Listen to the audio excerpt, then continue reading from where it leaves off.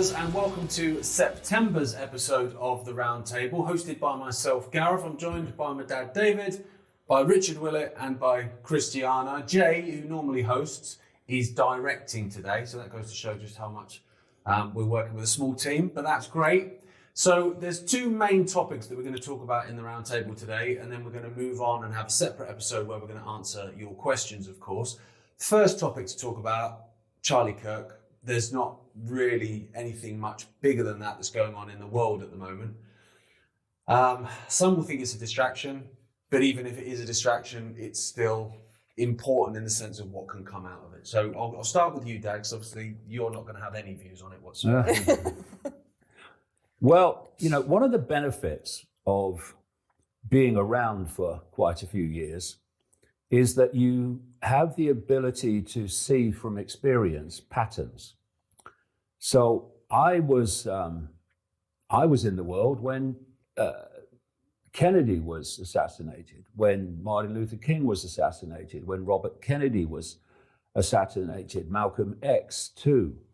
I was obviously here when we had 9/11, when we had the invasion of Iraq, the invasion of Libya, and so it goes on.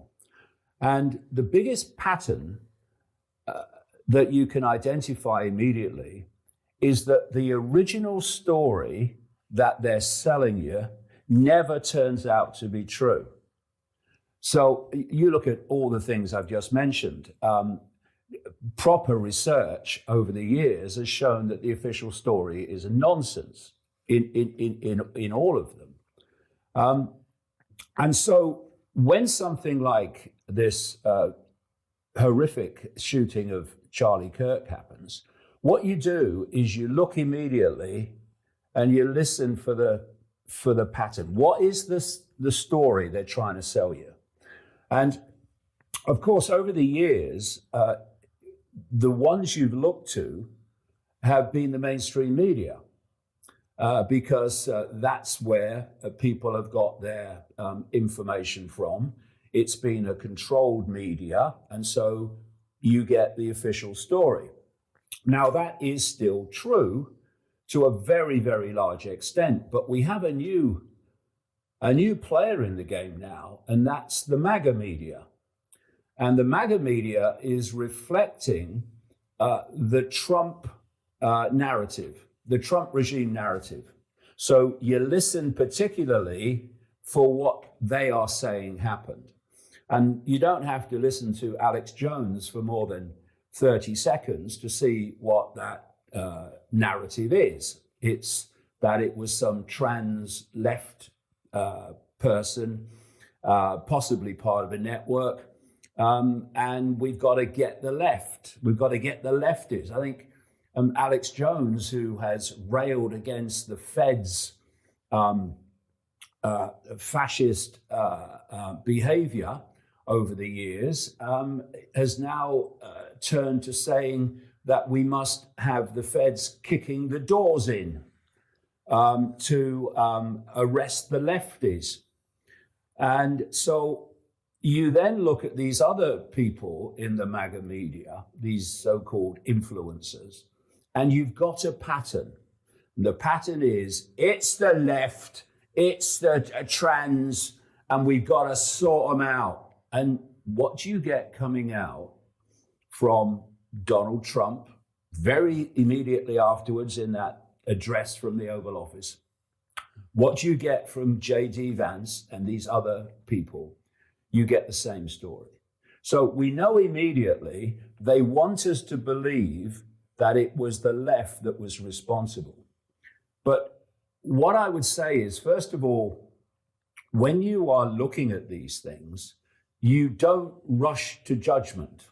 You stop and you observe. You look at all the evidence, all the opinions, and then you form an opinion from that. You don't jump immediately. The MAGA media jumped immediately. That tells you everything about what they want us to believe.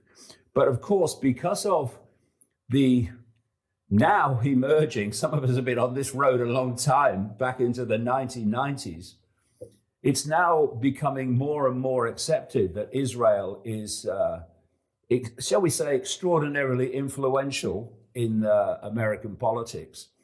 And you then have the suggestion that Israel was involved in it. Now, of course, again, and it has become like a way of knowing what they want us to believe now, Alex Jones. He's pushing back on this, it could be Israel thing. Oh, there's no evidence of it's Israel. Well, you know, the thing that we need to understand is that both could be true. Now, it's obvious from the massive holes in the ludicrous, increasingly so, FBI story, that the official story relating to Tyler Robinson, well, excuse me, I think there's more to know, right? And that text interaction between him and his supposedly a trans live-in partner, where he's admitting everything in the official story. And you know, I don't do texting because I'm old, but if you look at a 22-year-old, Robinson is, and his flatmate, you show me text messages between people of that age that are like the ones that they're asking us to believe. I mean, it's a joke. So we're in a situation where it's like, no, it's the trans, no, it's Israel. Well, let me just give you the benefit of some experience in this over the years. You need a point of the arrow. Some people use the term patsy, which means set up to take the rap. Or could be someone who actually does it. You point of the arrow. The point is, of the arrow, not the point of impact, if you like. It's who's actually orchestrating the firing of it. And so what you need to do before you start jumping to conclusions, it's the left, is, and there may be elements that in which that is the case. But what you do is you start to look back and you connect back, and you want to know not just who fired the shot, but who arranged for it to be fired. And that will be a very, very different organization, villain, than the one that it appears to be. And so if you're doing something and you want to hide that you've done it, you stay in the shadows. And as I've uncovered and understood so many times over the years in these situations, you have people in this part of the arrow, if you like, using that metaphor, that have no idea who the actual real shadow orchestrators of that are. So they might hate Charlie Kirk. They might want him dead. But who's orchestrating it? And in that way, it can be the left, or it may not be, but it can also be Israel. So it's not either or, it's let's do some fricking research, which the alternative media, Mr. Jones, used to do. If you remember, you must have a good memory, mate. And let's find out what really happened instead of jumping to conclusions immediately, which are the conclusions they want us to have. Why? And we'll get into this now. Because they want civil war. Mm-hmm. They want this war all over the world between left and right. But what you have to do is you have to go here. And you have to go to that level that is working through both left and right. And these are fighting each other. It's the left, it's the right. And these are pissing themselves, playing both sides. They do know, obviously, that a small percentage of people are going to figure out the way you think right now. But they also know the majority won't. And just to give an example, you said yesterday, the biggest disease of humanity is naivety. And I'm surrounded by this information every day, as you know. And still, I am still in the naive category, even though I'm surrounded by all this information. Because I saw those text messages and I thought, there are terms in there that I've never heard, like computer game terms, and it must be him having written that. So I very easily look at the magician on the stage and I don't see the sleight of hand because I'm just, it must be true. So there is a naivety ingrained even in someone like me who does this work. So let alone people who don't even question, who don't even have an inner dialogue. So they know the majority of people are never going to find it out. Well, there's two things, just very quickly. That's absolutely true. They know that enormous numbers of people in the mainstream of humanity are going to buy the official story. But they know some aren't, or the MAGA media does now, well, that part of it I'm talking about, but they know some aren't. They're going to look for a conspiracy. So what you do is you give them the wrong conspiracy. You put them into a cul-de-sac. So they're chasing a conspiracy that is keeping them happy and keeping them occupied, but ain't really what happened. And I'll give you a classic example of that. You had the main story of COVID, which was it was a virus coming out of a wet market in Wuhan in China. And then you had the, the alternative media is not going to buy that. So what do we give them? We'll give them, it was released from a biolab in Wuhan, right? So you do that. And what that's hiding from both is the fact that there was never a COVID virus, which can be shown very clearly with the evidence. And so you've got to be careful when you're looking at these things, not only not to buy the official story, but also not to buy the obvious conspiracy either until the evidence supports it. Well, that's what you said. The evidence supports it was really important there, because you can have a theory, and if you go and have a look down it and it turns out that theory is wrong, you can go, oh, that's wrong, I'll go and look elsewhere. Most people just double down and try and prove their theory. Exactly. And that's the issue, is that like the research that I've been doing in the last week and a half, I haven't really said much about it. Looking into, as you say, the left, Israel, and all of these things are just, to me, avenues of the same source of power. That's all they're using, with different teams on the, different players on the same team, depending on how useful they are. But when you really look at, let's have a look at Donald Trump and who he's controlled by. And I'm not even talking about her bad guys, which I love bringing up anyway. But really look, and to me, and you've written about this for years, and it's something that doesn't get brought up much, is the black nobility bloodlines.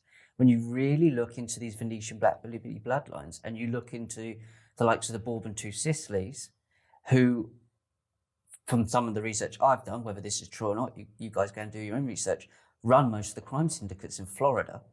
There's pictures of the Bourbon Two Sicilies with Donald Trump in Mar-a-Lago, which is Florida. And then the guy, Carlos, I think his name is, Prince Carlos, he is alleged to run some of the affiliations that run the likes of the Knights of Malta. So these are the guys that don't ever get spoken about. And then when you look on Charlie Cox's wife, and I sent you pictures of this other day, she's wearing a Knights of Malta necklace a couple of times. And then you pointed out to me some of the research you'd done, she's Jesuit educated, which is, as is Donald Trump. So there's other things going on here that are far deeper than, that people don't bring up the Jesuits much. They don't bring up the Knights of Malta. They're not anymore. Which, there's a level here that goes back a long, long way. That you said that they went into the shadows from the writing that you've done years ago. They realised that we can't do this out in the open. They're still there. And she said the Jesuits are just another. There's not all of them, but they are Jesuit educated. So let's look at the commonalities here. Do you think they're aware of, if they're Jesuit educated, do you think they would be aware of what they're doing? Or do you think they might have succumb to a mind control program within the Jesuit. I think the Jesuits are what you would call Manchurian candidates to a certain degree. Absolutely do. That's something that I've not heard spoke about. I was expecting, I mean, the Israel stuff was pretty quick, and obviously Netanyahu went on his media tour to deny it, which I found quite strange in itself, because I don't see why you would do that. You know, people say stuff on the internet. You know, people say they've seen Elvis in a shopping centre. You don't have. You know, you don't have the head of the Graceland estate come out and make a statement about the fact no, he is dead. So that was strange in itself. And they've tried to put the Israel. He's done another one since, by the way. Well, I know, and the lady doth protest too much. There's a lot of that going on. Exactly. But then it's when very you, interesting. as you say, but when you go beyond that, another level, Israel, what are they all working towards? They're working for this new world order, this new world agenda. So Jesuits, Israel, black nobility, whatever you call it, it's the web, it's the same thing. Yeah, I was researching the black nobility back in the 1990s, which comes out of northern Italy, Lombardy. Yeah, Phoenician. We don't have Lombard Street in the City of London Financial District by accident. Wasn't that where COVID launched in Italy as well, in the Lombardy region? It was in that northern region, yeah. And so you have this level that you rightly say no one talks about. I'll give you a quick story. When I was in America back in the 1990s, I met a guy who worked in areas of finance, and he had really no idea who his father was, or had no contact with his father. And then his father comes into his life, and he turns out to be working for the CIA. And this guy then eventually he contacts me and he says, "What can you tell me about the Knights of Malta?" And I said, "Well, why? What's happened then? What do you want to know that?" He said, "Well, I was invited to Las Vegas after this reconnection with his father. I was invited to Las Vegas, and he said I went up the floors of this this casino hotel to floors where are beyond the rooms for the public." He said, "And I met the Knights of Malta." He said, "And they offered me a job." And they offered him a job with the International Monetary Fund, the IMF. And he said, "I said to them, how can you offer me a job with the IMF?" And they said, "Because we control it, we run it." And he was still thinking it over, and I let him know what the Knights of Malta was. And he turned them down. And not long after that, he's in jail. Yeah. So, this other level is what I mentioned at the start of the show, that's actually working through both left and right while they're fighting each other and they are laughing. That's the level that we need to understand. And this is why I've been so vehement in the last 2 years or so on the hijack of the alternative media and the transformation of previous alternative media people into Trump regime hacks. It's because they have regressed the knowledge from it's a one-party state to no, it's left v right. Yep. And the deep state, that's the Democrats. Yeah, okay, Alex. Okay, I'll believe you.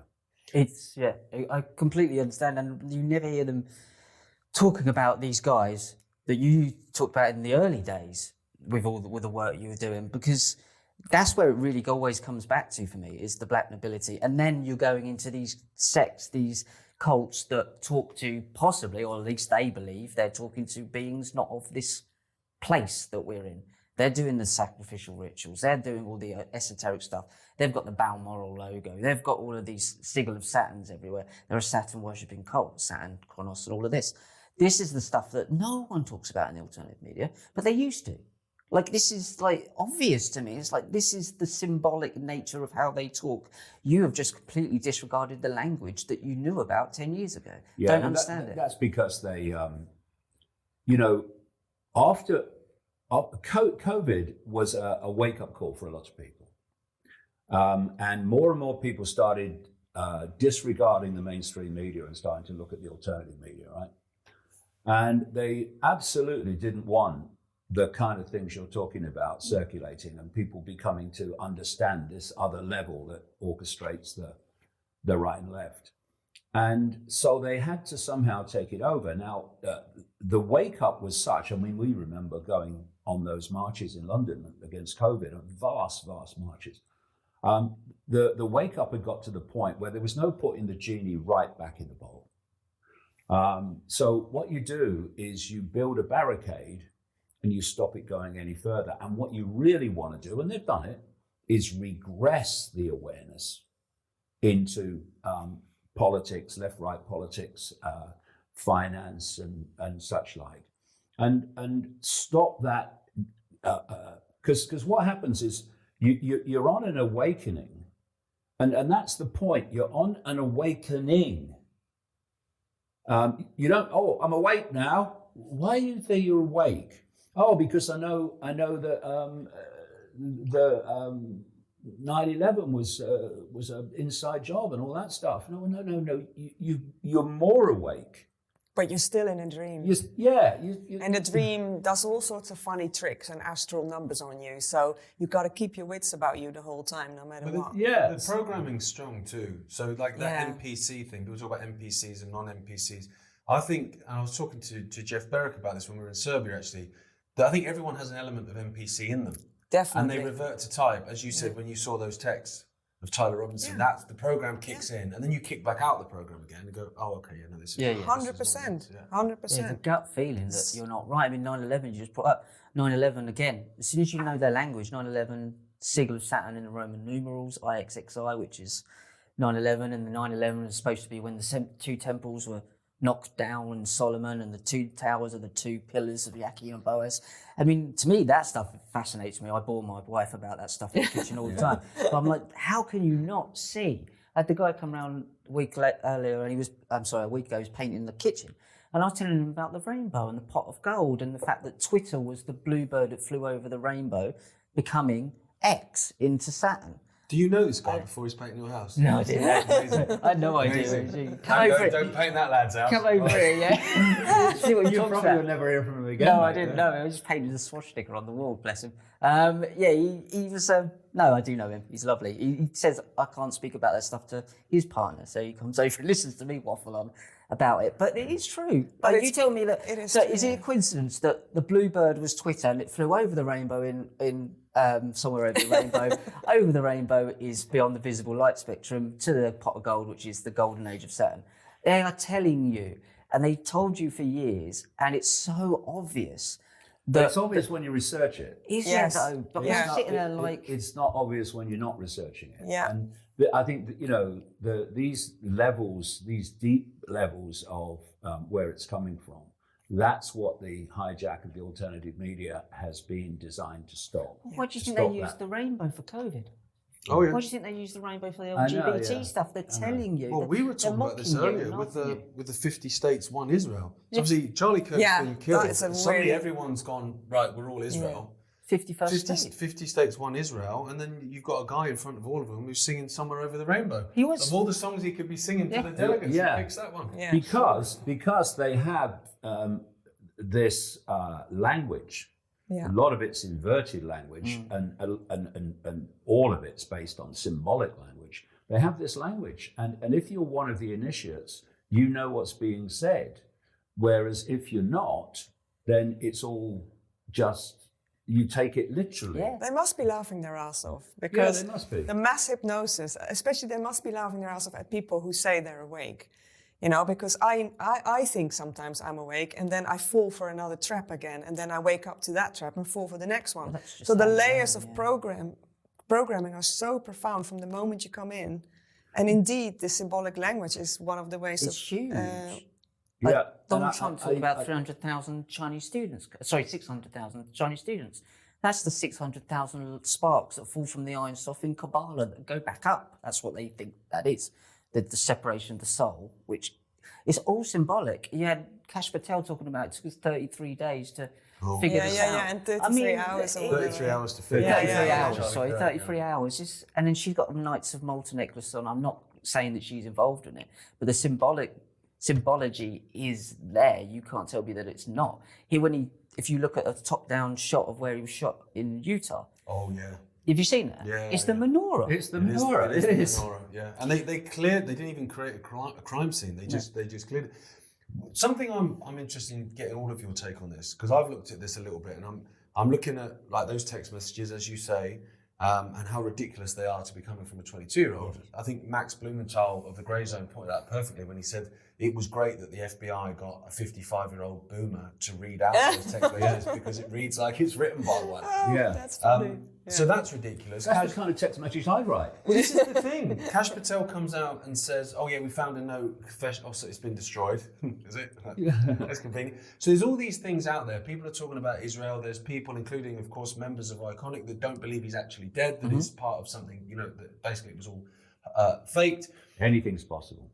But do you think then that the powers that be are almost happy about that? Because as long as everyone's arguing with each other about what happened, Definitely. they're still arguing with each other. This is a real important point. Very important. Because another telltale aspect of things that happen, like the killing of Charlie Kirk, is that you have different stories thrown out. So what you want is confusion. Yes, chaos. Because if you're confused, you're not seeing what's actually happened. Because you think, oh God, I can't be doing with it. They say he was shot from the right, they say he was shot from the front, they say he was shot from behind, and can't be doing with it. And you switch off, or you buy one of them, which might not almost certainly be the right one. And so this confusion, chaos, order out of chaos, the 33rd degree of Freemasonry motto. They want the chaos, and that's why they put out all these stories to take you off the scent. What's great, though, is that once you understand what they're doing, because they're using the energies that you are using as well, if they're creating chaos, you can also use that to create order and point out why the chaos is as it is. Exactly. Because it's not just an energy that they're able to use, they just understand it. So they are creating chaos for all this stuff. But what you've always done with your work and what we try to do here is, if you look at someone like Alex Jones, for example, divisive, left, right, it's always divisive. Gets clicks. It's never about these guys at the top and us. That's the only division we have. Yes, And when exactly. people talk about two-tier policing, I get what they're saying, but there's really a three-tier policing. Because there's the policing between these two that they want to fight to each other, but then there's this level that don't even have a policing. They own the policing. And that's what I'm talking about, these bloodline families that I believe do tap into something else outside this visible light spectrum, which is the rainbow. I mean, but you've always been, with your work, you've always brought people together against these very powerful, apparently they're not powerful, but He's a they hate hide. preacher. Well, What are you saying? Yeah, not my reality. And they, but these other people are divisive. They're always divisive. Look what Tommy Robinson last week. Divisive. If you want to create polarities of various kinds, and religions are polarities, the Muslim-Christian thing is a polarity, then you want them fighting each other. So what you want to create that division and that resentment is you want at least one side, possibly even both in their own way, to believe that they are being mistreated or unjustly treated. So you unjustly treat them. We do have two-tier policing in Britain. The question is, why do we have it? Yep. Why? One of the things I try to get across to people, it's not the what that matters. No. The what is what you see happening. The question is, why has it happened? Why is it happening? That's the question, the why, that takes you into the realm of what's really going on, as opposed to the what that seems to be going on. And all this injustice, they're not putting migrants that are coming illegally across the channel in hotels while the indigenous population or some of them sleep in boxes in the street. They're not doing that for any other reason than they want the sense of injustice, the sense of fury, the sense of indignance, because that is what will lead to the conflict that they Well, a good they example want. is, of course, in the Netherlands, we had the artist Bob Dylan being a villain, basically on stage, creating division and conflict and with his insults on stage, and he is welcomed with open arms. Yep. And yet you, speaking about unity and consciousness, are banned. Well, that's the evidence of one, two-tier policing, obviously, but also that that the conflict is what they want. Yeah, they want the conflict. And the other thing is, I think you brought it up earlier, Gaz, is from about 1996, when I first went to America, and this subject hit me immediately, right across the millennium and beyond, I very deeply investigated mind control. And when you think that where it must be now in terms of possibility, a lot of it's technological now. I mean, even in those days and before, you could mind control someone, not only to carry out an act, for just very quickly, if people haven't come across this, what mind control does is it creates compartments in the brain, mind, and they're called alters, as in altered states of consciousness. And they create these alters, and what they are is self-contained amnesic barriers. And how they create them is by putting people through, they say they can do it technologically now, no doubt, but in the days when I investigated it, they put people through really horrific extreme torture, or made them experience things that were absolutely horrible, like watching a child be sacrificed or watching an animal be sacrificed. If they were terrified of snakes, they put them in a pit of snakes. If they were terrified of spiders, they put them in a pit of spiders.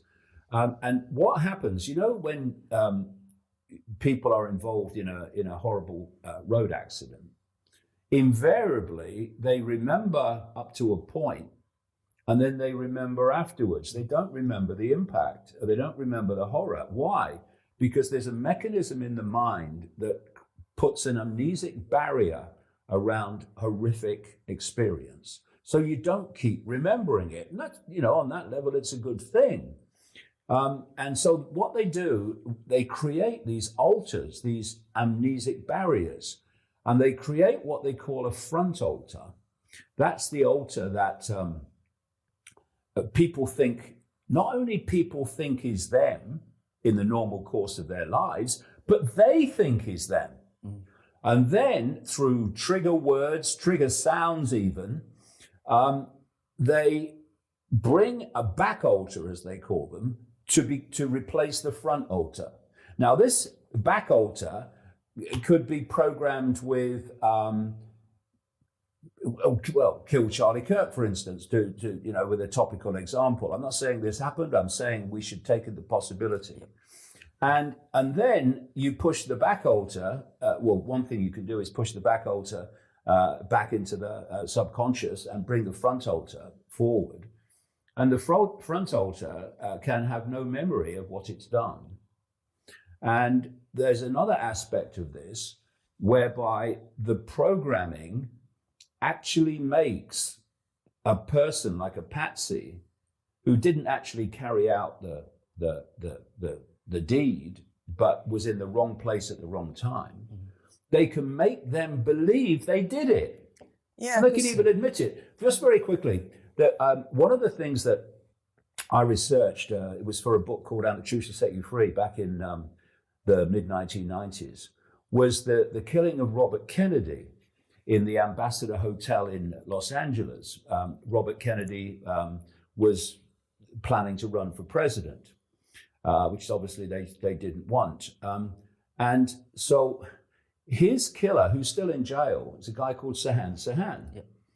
And what happened is I was contacted again in the 1990s by someone who said that he went, I think it was to Hull University. He was on like a psychiatric kind of course. And he said part of the course was reading I think the guy was called Diamond, a psychiatrist called Diamond, who put Sirhan Sirhan under hypnosis. He says, I think if I go back, I might be able to find it. So he goes back and he sends me it. It's back in the mid-90s. And this hypnosis made it absolutely clear that Sirhan Sirhan turns up at the hotel. He actually liked Kennedy. He then is approached by a woman who's called the woman in the polka dot dress, she was called. Right. Okay. And clearly she's given him a trigger because suddenly he's off. And he's talking in this this hypnosis state of walking down the corridor, and each side of him, he just saw mirrors. Now, there were no mirrors there, but he was seeing mirrors. He then goes into the hotel kitchen, right? Okay.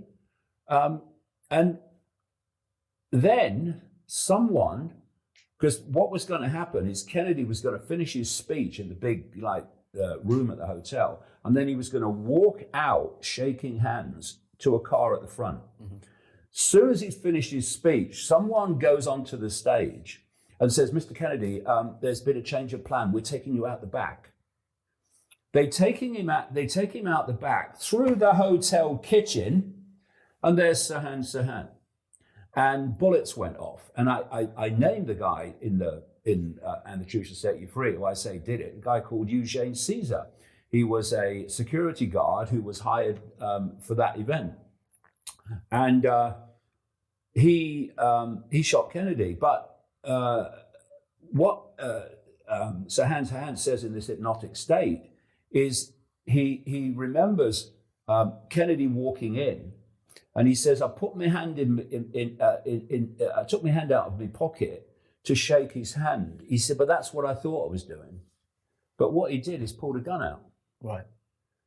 So he never actually shot him, but the guy behind him did. Yeah. But I mean, he's there to be the patsy. Yeah. And years later, Robert Kennedy Jr. said he doesn't believe that Sirhan Sirhan was the killer. He went and met him in prison, didn't he? Yeah, he went and met him in prison. Came out saying he thought he was not guilty. Yeah. It's fascinating. But it's interesting that post that appeared on, that somebody shared, that was posted mid-August, where somebody said, oh, if he's going against Israel, they're going to shoot him at an open-air event, i.e. he's openly discredited them, so they're now going to shoot him at an open-air event, and accuse someone with a genetic anomaly, I think he called it, and make him the patsy. So that's interesting, because that would be... I think that's what they've done. I think in terms of this kid, I remember like talking the day after, even in my infinite naivety, I was like, they won't say it's some blue-haired trans kid. Like, even they won't think people are that stupid, really. Do you know what I mean? They might blame it on Iran or something like that, which would be, stupid, but more people would buy it. Yep. They ain't gonna, and then sure enough, there it was. I was like, oh, they really do think we're that stupid. That's because that's what the people want to believe. Yeah, no, it is. And that's the voice they want to push. We had the same thing with the murder of John Lennon. What's the chances of the guy having the catcher of the rye in his hand, with all of that symbology that's supposed to be in there, shot on the doorstep of where they shot the film, Rosemary's Baby. Rosemary's Baby, yeah. And then who comes along? David Geffen, who runs Hollywood, to take off his handled patsy, basically, which is Yoko, to the hospital. I mean, it's all clearly that was all set up. Clearly, so what one of the steps of Rosemary's Baby, then you have all the connection with the Moonchild, Crowley. Yeah. It's all symbolic. And they are telling you, and as you say, this just seems to me carbon copy of that sort of thing. Well, when you, well, I remember in those texts that Robinson is supposed to have told his housemate, roommate, that, my father has become a lot more MAGA in recent years. Okay. So he lives with the guy. Mm. He lives with the guy. Why would he have to tell him that in a text that was relating to the killing of Kirk? Why would he have to tell him? He's obviously already told him so many times, oh, my father's getting more MAGA, even if that is the case. The whole thing is ridiculous. And I know you got on your notes there, Chrissy, but there's a video on the internet where a guy who's into guns, he takes the rifle that was supposed to have been used, and he shows how long it takes to take it apart. Yeah. Right. He then puts it in a big knapsack, and the rifle butt and the front of the rifle are like sticking out of it, right? Yeah. And not just a little bit. Like not just a little bit either. Yeah. No. And we're supposed to believe that this guy shot Kirk, ran immediately, then took the rifle apart, which weren't quick, I'll tell you that, for watching him do it. You need little gadgets to do it. Put it in the knapsack. Then we saw someone jump down off the roof and hurry away. We're then told he hid it in a wood, but it was found in a reassembled state. Yeah. So now the guy has disassembled it, and of course we don't see the thing sticking out the knapsack. He goes into the wood, reassembles it, and then tells his mate on a text, "Oh, I've left it." and I need to try and collect it, but surely you don't want to collect it in full assembled state. Yeah. No, and he says the drop point as well, which would suggest there's someone else involved. The whole thing's ridiculous, but then it makes me wonder, is it meant to also appear so ridiculous? Yeah. In a way, because we've spoke about this before, where if you're a left voice, even if you're a vitriolic one, you will get algorithmic support and there's not enough microphones to stick in front of your mush. Yeah. And if you're on the right and you're vitriolically on the right, I hate the left, this is war, we can't forgive our enemies, we need to be vicious, as Laura Loomer said, then again, not enough microphones, not enough algorithmic support. But if you're in the middle like we are, going, hang on a minute, these are both bastards. Yep. Nothing. Nothing. So they want to, as you're talking about the polarity, they want to build the polarity, and those in the middle that are calling for unity go, hang on a minute, they're the ones that are being massively. Yeah, you notice massively the intervention at the London protest rally of Elon Musk. Fight, we must fight. Oh, you've got to fight or you won't survive. All this stuff. I mean, that guy is such a cult operative. It's just not funny. He was wearing a George Orwell t-shirt. Wouldn't surprise me. He was wearing a George Orwell 1984 said. t-shirt just for a laugh. Like, I mean, I know he's on the spectrum. He's further down the pole than most people, but Don't start talking about greasy poles again. Like yeah. I didn't say he didn't bring up greasy poles this time. He was calling for violence, and then I think he went online like yesterday. If he's doing all the tweeting, whatever you call it now, saying that people should be arrested for calling for violence. It's exactly the same thing with Tommy Robinson bouncing around like Zebedee in the background. It's the left is the party of violence, or something like that. Something like that. So we must or get the them party before of they get murder us. or something. Well, let's talk about. We'll move on to that then. Let's talk about this protest in London. But just finally, because it's gonna play into that as well. I'm wondering where over the years people have said, well, the left have always been about against free speech. Say in the United Kingdom, say in the USA, they're the ones. It's woke culture is a left thing, right? So if you want to get rid of free speech for everyone, which of course they do, they don't really necessarily need to get the left to agree to it because they can't already have. Yeah. It's those on the right that tend to be the ones that are pushing free speech. So you kill one of their own. Yeah. And That's exactly right. That's exactly what's going on. And they're championing it. Yeah, And they're Pam calling Bondi, for it all themselves. these people are saying, yeah, exactly. Yeah. That's the thing. That's exactly, and what I said before Trump came to power is what they're bringing him to power for, and they did bring him to power. Musk's support for him and many other things that happened were not by accident. The thing I said that was going to happen is they were targeting the MAGA mentality. Now, the MAGA mentality, you're quite right, was pushing back on the conspiracy, on the destruction of free speech, on people getting fired for not using the right pronouns and all this stuff, right? So they were against what the left were doing, as you rightly said. But you have to get those in the same mindset as those. And that's what they've done. And, when you have Pam Bondi, the Attorney General in America, using the term hate speech this week, hate speech must be stopped, and we must target hate speech. Now that's the rhetoric and indeed the very term of the left. And another thing, do you remember when people like Alex Jones and the alternative media of the day was condemning the fact that the right was being accused of being domestic terrorists? Yeah. Do you remember that? Yeah. He used to go on and on about it, and rightly too. And he's used that very term this week, domestic terrorists, for the left, and other people have too, on the so-called right. So what we're doing now, because, God, I have said all along, the foundation of this conspiracy is control of human perception. Yep. That's what it is. And they have manipulated the perception of so many in the right now.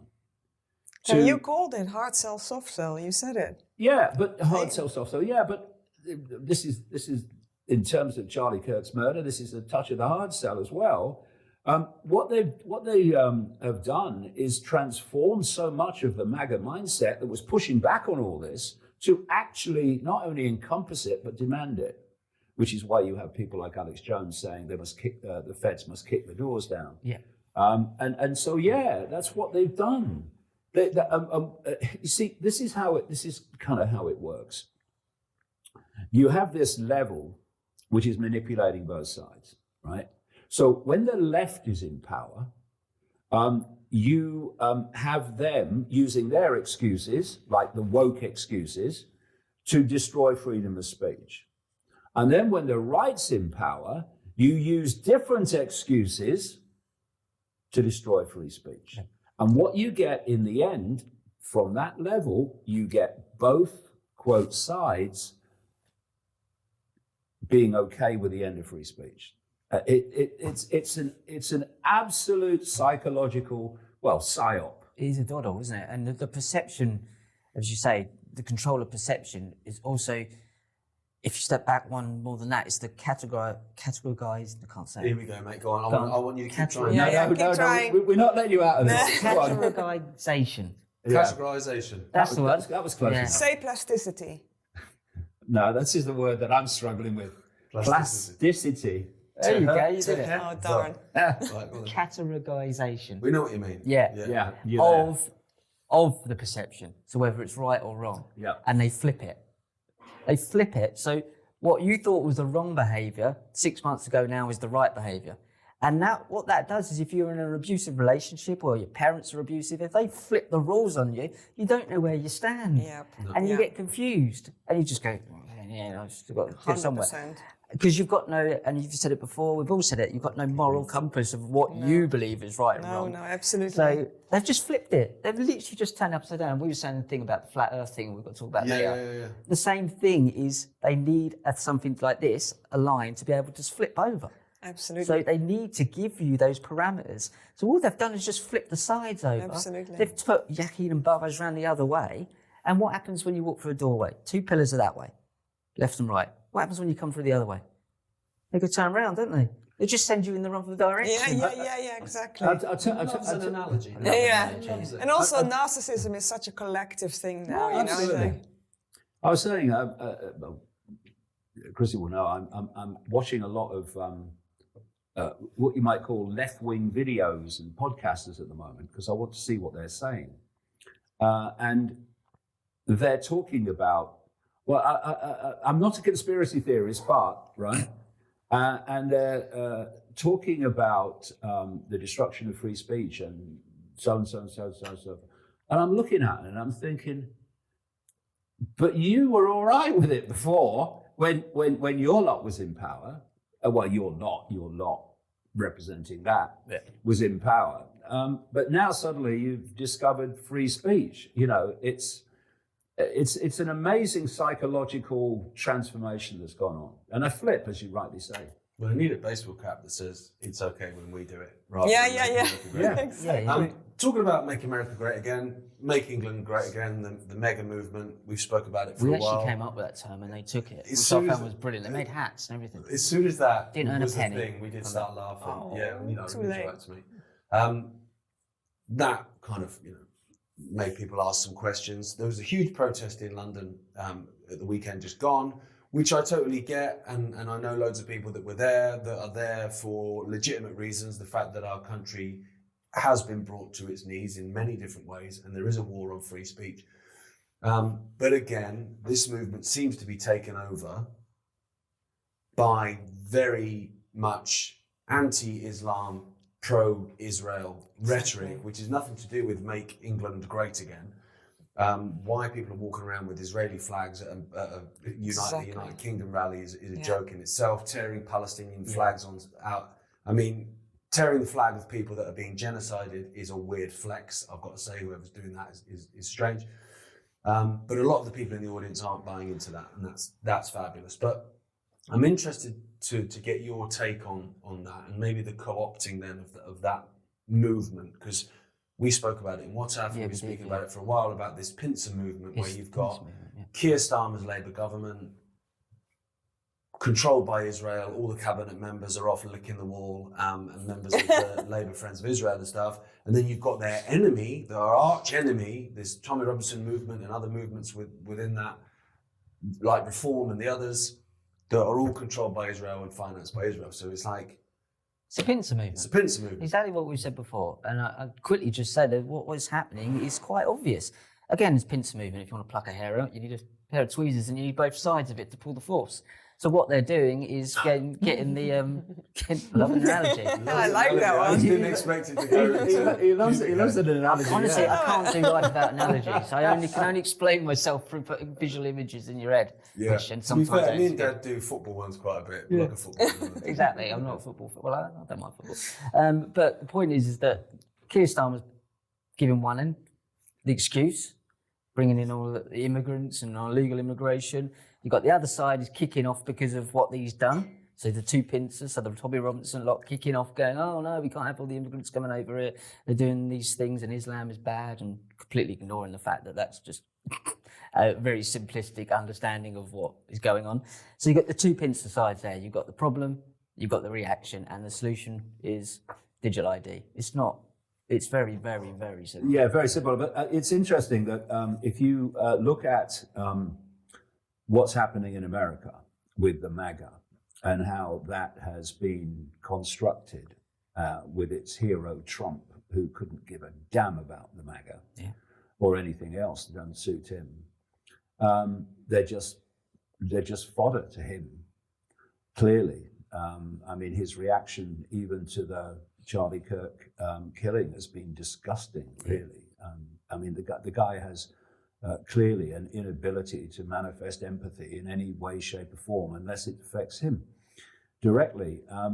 But what they're clearly doing is trying to MAGArize the UK.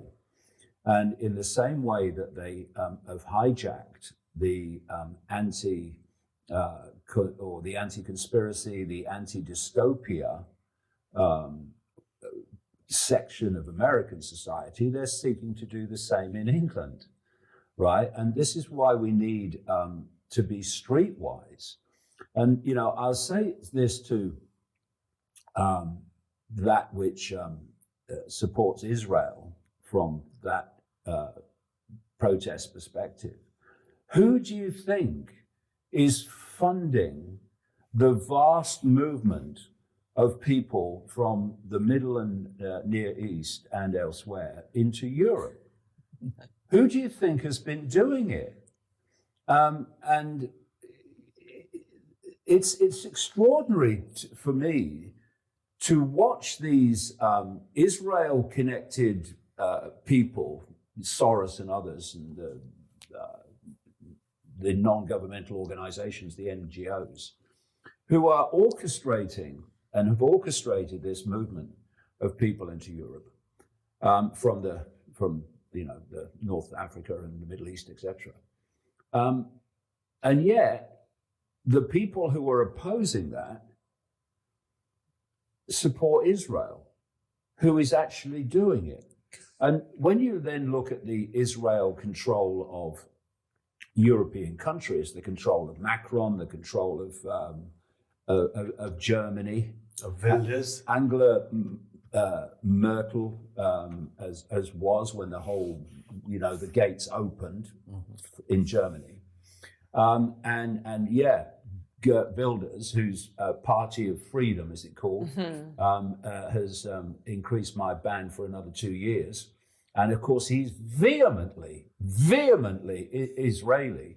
And what it is they buy the lie, because it is, that Israel is the bulwark against the march of Islam.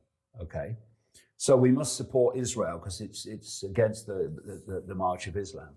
When the inner core of the Israeli government and its intelligence military network and financial network is orchestrating the march of Islam into Europe. And it's this inability or refusal, whatever, to see that is ridiculous. And there's no one more pro-Israel than Tommy Robinson. And, some of the people he had on the stage, who's that lady in America who did a speech? Oh, Valentina Gomez. Oh, my goodness. Valentina Gomez, go on the internet or YouTube and find some videos of hers, or on X or whatever. She's crazy. It's unbelievable. And what are you doing having someone like that on the stage with her views, like, shooting people in the head and stuff, especially in the wake of Charlie Kirk? I mean, it's ridiculous. I was really touched when I started watching the live Dan Wooten stream. And I felt I was getting a little bit emotional because I thought, oh, how beautiful, all these English people coming together. And when I talk about English people, I talk about people who identify with, being an English, whatever you call it Zip. English person. Yeah, well, not just white people. I mean, a mix of races. And I felt a real warmth, and I was really like, wow, look at all these people, and there's so few countries where you actually see that.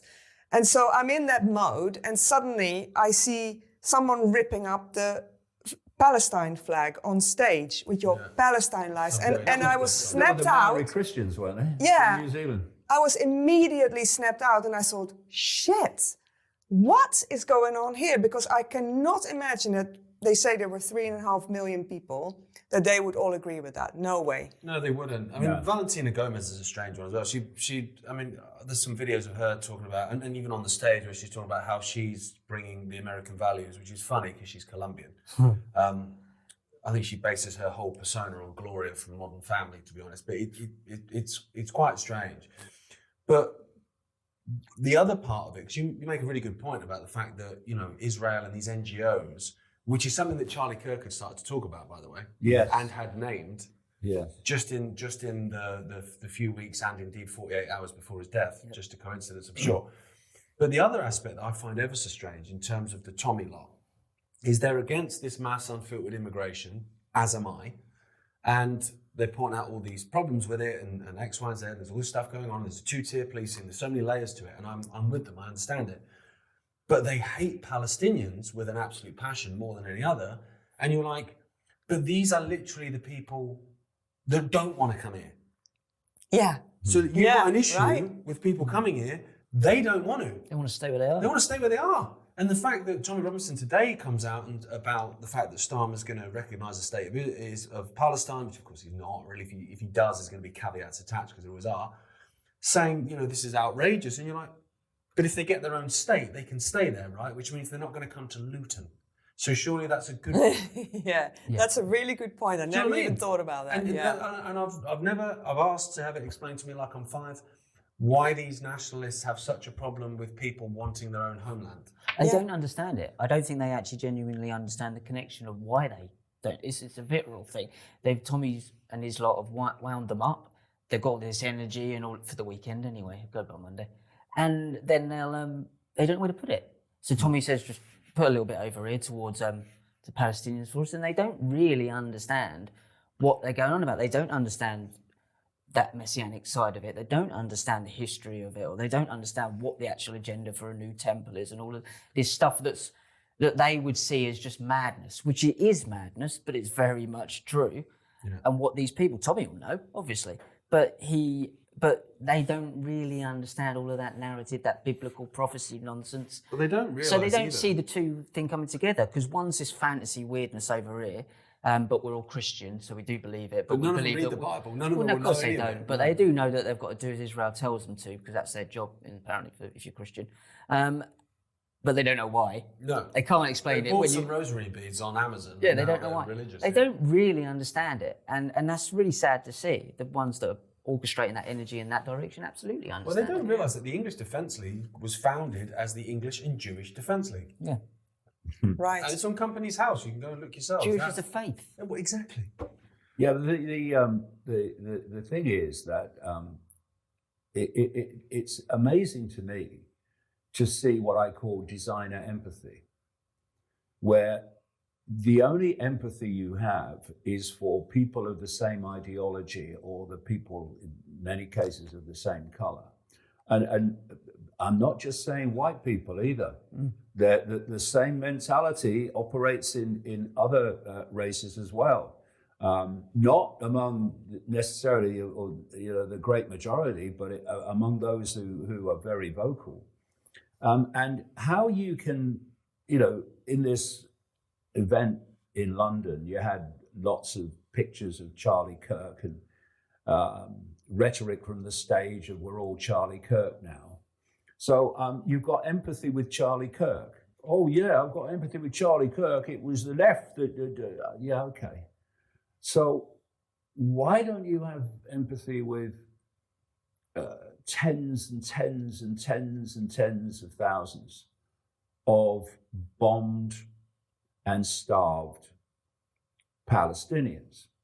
They're a different colour to me. That's really the thing. Yeah, or something Hamas. Yeah.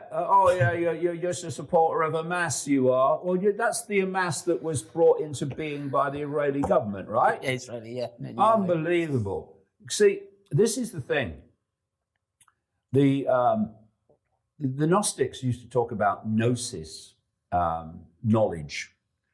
They were talking about a more spiritual kind of knowledge, but knowledge is so important, because if you don't know how things work, you can't play the game in any successful way. The game is going to play you, because the game knows more than you do, and that's what I see all the time.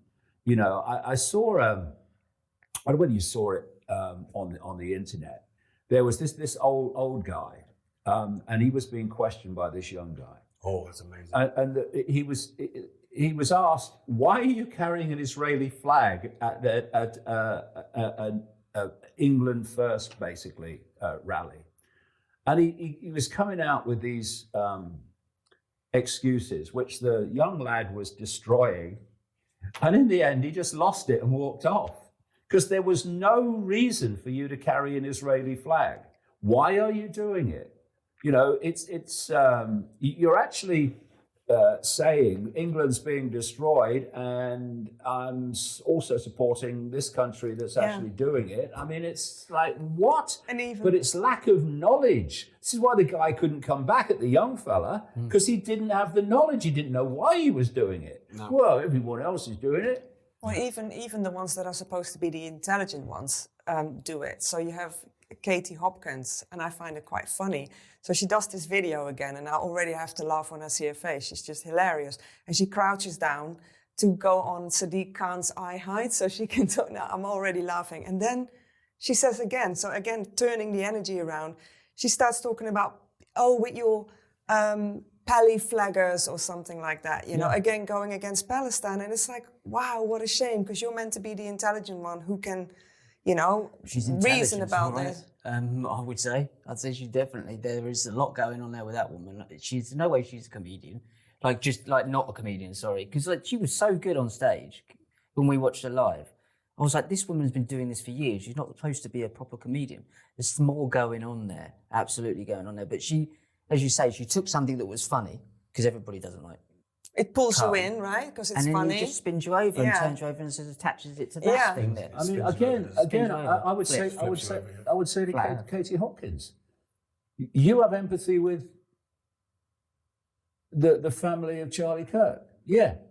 Why can't you also have empathy with this vast number of dead and injured and hungry Palestinians? Why can't you? Because somehow, you know, people talk about split personalities. Well, I see split empathy everywhere. Yeah, that's right. If it's not lack of empathy in totality, like Donald Trump, then it's an ideological, racial type of empathy. That and like I say, it's not just white firsters who have that. You also see it in the Islamic arena, in the Hindu arena. You see this certain mentality. It's not the majority, of course it's not, but it's this very vocal minority that see empathy in terms of their race and their ideology or their religion. It's unbelievable. We're all human. Actually, we're all consciousness, but we're all having a human experience. But how do you? No, we're not interesting if you say that. No one will watch our show if you say that. Create some more division, David. Come on. How do you manipulate unity? We can't. You can't. No. So you want disunity. That's the end of the story. That's how it works. Yeah. And some of us, when we say all lives matter, actually mean it. But unfortunately, a lot of people that say that don't. Same goes with free speech. Life matters. Life matters. Stuff matters. Your analogies matter. Yeah. But thank you so much for joining us for the round table this month. We'll be, my goodness me, the next one's October. I just feel like Christmas is just mad, isn't it? I saw a Christmas tree already. Do you know what? As soon as we get to October, my wife will be wanting to put the Christmas tree out. We know. But thank you for tuning in, and thank you, as always, to all you Ickonic members for all your support. We couldn't do it without you. Greatly appreciated. See ya. See ya. Bye.